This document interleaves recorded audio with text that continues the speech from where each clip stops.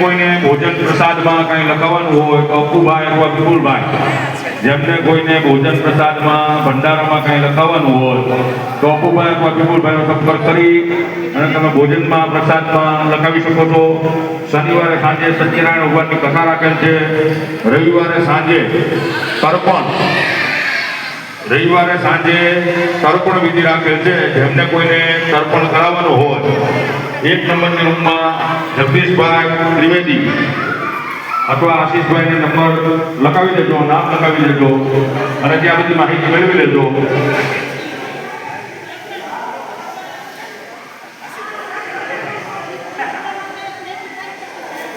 રવિવારે સવારમાં નાંગલમાં મેળવવાના છે, શનિવારે સાંજે કથા કરવાની છે અને રવિવારે સાંજે તર્પણ વિધિ રાખેલ છે. તો જેમને કોઈને લાભ લેવો હોય અપ્પુભાઈ અને વિપુલભાઈનો સંપર્ક કરજો.